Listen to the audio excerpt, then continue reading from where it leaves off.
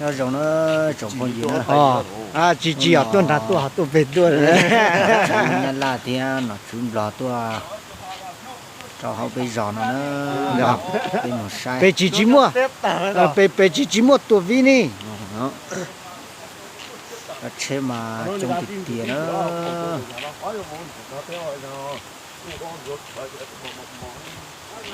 nè mò ha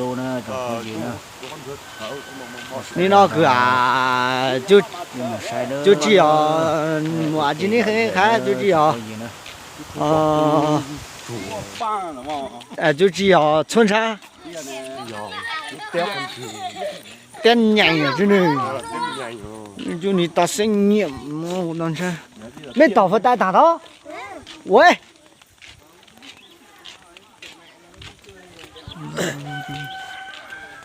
có tay cho lại cho hết luôn tao cho chỉ chờ lo xe đó tuần chú hay vợ mấy muốn nó tao bây giờ muốn nó khôngมีค่าnó chỉ cho một số vị nữa đó vậy à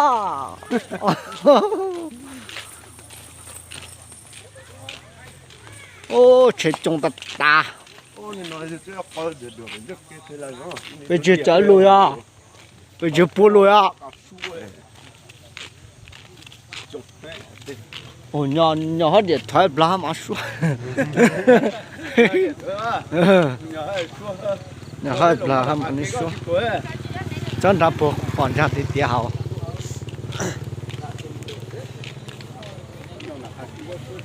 phát kia cho tôi hay là hắn lúa참 또 고해 야 지로 thế nhá nó phát cho này cả chế trong tạt tàu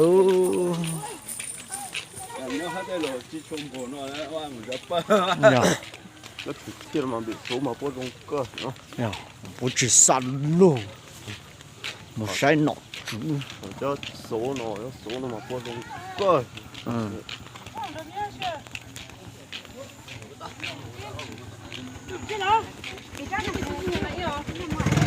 không phải là nó nhuộm một chế nhà đây mà bố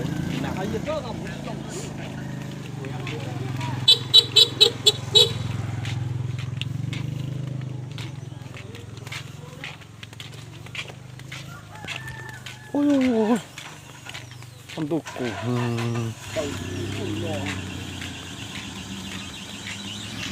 ôi ôi ये thuốc bề mày à cái lần lớn thuốc bề nhá ये chỉ có một ये chế nhỏ thiên can phải cứ để mà nhá cái vợ thì ये chỉ pa cái bề hơi thì chỉ pa nhà ở đây thiền sĩ đi cho thì không có chi rồi nhá thiền sĩ và tôi cái người ta cái chết lo nó cái có chết nhà này thì cái chết nhà thì cái chết tặng lo ăn tặng lo cũng có tặng nhá giờ của hai mẹ người ta mấy một con cháu nó thừa cho cái tua rồi mà cho em sinh tiền rồi ya hao ya cái cá nó lên thế cho giờ là mày chỉ mang dây là tướng rồi à cho ta chỉ ta cho anh xin mày chỉ mang dây là tướng thôi bây giờ chỉ nói chuyện là bây giờ còn anh biết là nên mà quỳ tôi thon nhát tôi tủ nói cái con cháu rồi anh biết là nên na giờ chính cái là tiệm vả là tôi thon ra giờ nên na còn nó ít chút tủ lúc đâu cũng vốn đầu nó ra có mà từ kia nhau mà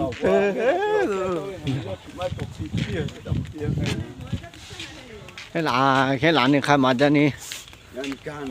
cho nên can là hơn hàng lo nhà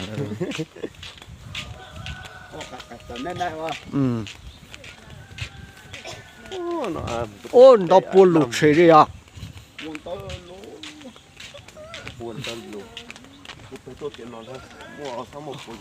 nhở我们还才初中个那个给有去补了。rủ con nó nói ra chú cha nó chuyển má tía tao nó lù đấy là chốt phê nó con nó chốt phê à đấy của nó nói ra chú cha nó lù đấy chú lù sao bị yêu một bia quái nó to là cho hỏi gì ba hả mà ni bù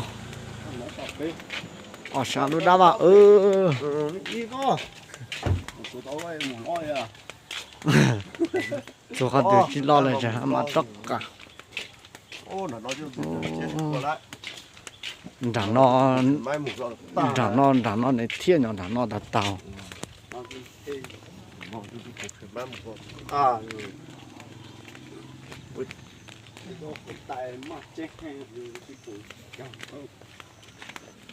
tại nên nó cho tôi hết lắm mà lúc kia nên là tụi cho nên ăn quên là tao bông chạy giờ chúng chán bác rồi chú không ai rụi một đó nó vậy ta chia làm mình thua rồi cho khai mà chú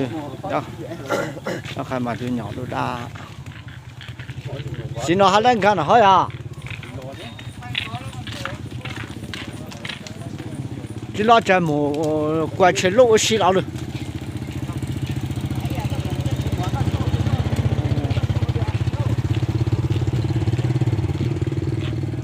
trên một đó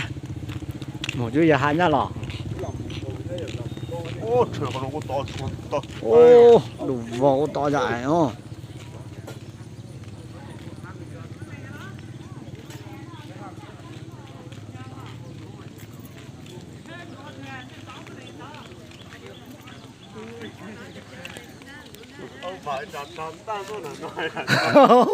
là ở vào trong là nó mà ra lót bờ địa khiết địa rồi ai cho tin này có cho tao cho chị trẻ chị bà chuẩn này hả chị bà con tao lao lọ dễ ta đó nhỏ đất thì hả chị bà chuẩn này chị bà đó khai ở một chiếc ôn này nó dạ của tôi ôn này khu phục tai nó ôn này nó tốt rồi nó ra khổ con này chế mà luôn chuẩn này hả tụi nó ra khó chơi trên cá nữa rồi trong thì tiền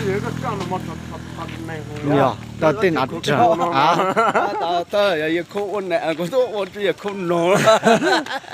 nó với tôi nó này giờ khu tôi y hả một bỏ cái lột tròn tăng rồi một tờ kia nó y chênh rồi tôi quay ra quay tôi lười ra tôi cho bé hồ tôi giờ cả đó nó la đấy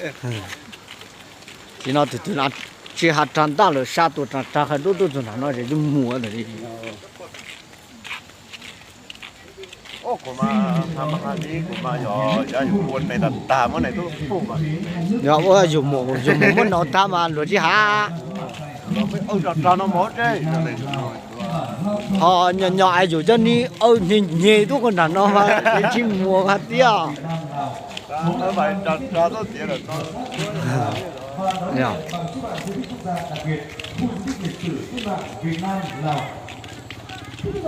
là hơn gì chỉ còn cả đó cha chú mua chú ham mua cho mang chủ à dù tết trả tết phá suy thôi à chuyến rửa chứ à chứ rồi chuyến rửa nên chứ tụi nó xuống này số khăn nó ít tua ta trả gì chú cha thế dụ chứ chú đủ cho hết một tự đây à chơi vào hết trời à đang cả một thua đi bôi rồi cả một thua đi bôi Kính thưa toàn thể quý vị, trải qua suốt chiều dài của lịch sử cách mạng, các chiến sĩ kiên trung cùng với nhân dân các dân tộc, hai nước Việt Nam và Lào đã luôn kề vai sát cánh, đồng cam cộng khổ, chia ngọt sẻ bùi trong liên minh chiến đấu chống kẻ thù chung, làm nên những chiến công hiển hách. Hoa, nghệ sĩ Hải Yến, Trương Hiếu, Thái Quảng, Hồng Năm cùng tập thể nghệ sĩ diễn viên nhà hát ca vũ nhạc tỉnh Sơn La. Hôm nay tất cả công đoàn lễ công tác đồ trì đối cái lọ đến thành khủng và đi tên lễ công tác cảm gia đình đốiศิลปินดีเด่นทุกท่อศิลปินดีเด่นจุงhướngนักศิลปินเล่นหายดำเนินงานการ đối,ศิลปินมวลโซนวีทวานศิลปินดีเด่นหาเสียงนักศิลปินของนำท้ายกว่าจงเขียวพร้อมกับบรรดานักศิลปินนักแสดงจากห้องละครดนตรีและเต้นรำแขวงsơn la. Chương trình gồm các tác phẩm của các nhạc sĩ Quang Vinh, Tuấn Yến, Đỗ Bảo, Minh Đức, Võ An, Nguyễn Tùng Chức, Xuân Dũng, Vua Ngân, Sa Phu Bông, Si San Nạ Si San, Hung Panak Thang Nạ Vông. รายการประกอบด้วยบรรดาบทประพันธ์ของบรรดานักดนตรีถวัดเอียงกวางวิงโดเป่าminh đức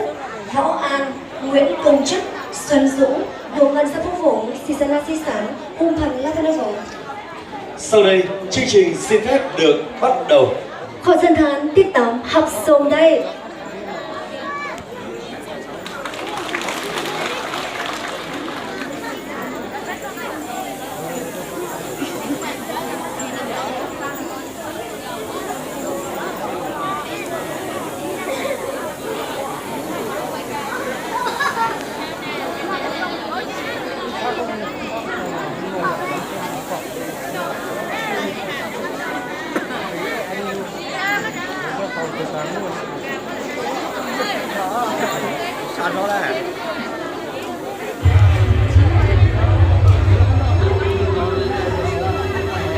Đấy này.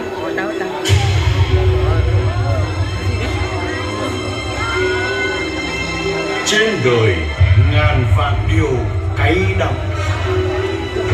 đắng chi bằng bất tự do. Ngày ấy dưới gót giày của thực dân Pháp xâm lược và mẹ tay sai bán nước, trên khắp cõi Đông Dương nói chung và trên mọi nẻo miền quê của hai đất nước, hai dân tộc Việt Nam và Lào nói riêng, chìm đắm trong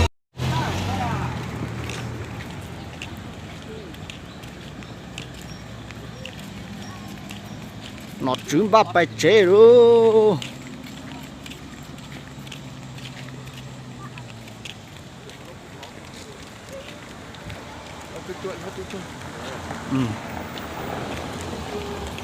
Nói một điều.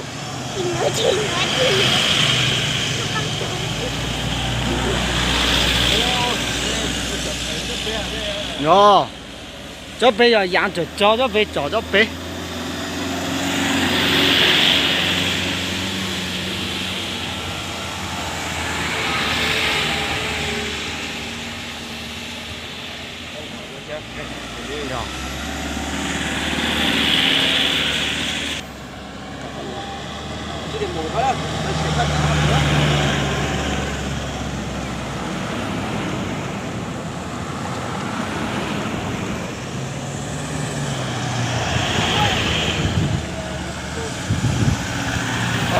Nhỏ hộp bạc. Không muốn đa thôi mà nha. Em không muốn đây đặt nó khỏi bạn chắc. Nhỏ.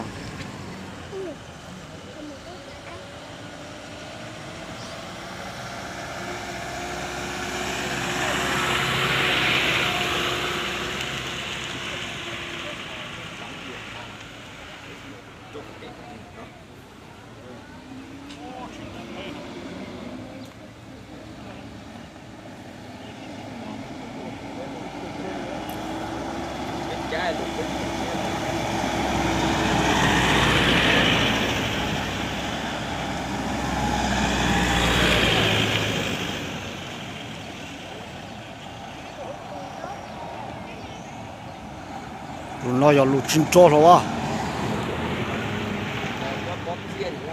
Nhờ.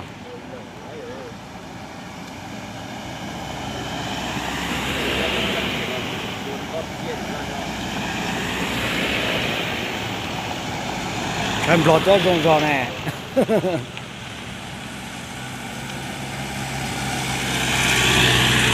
À. Cha muốn nhau bị khai tỏ cho búp bê. kết thúc vào về 10 giờ ngày 20 rồi con chỉ mấy đủ thôi.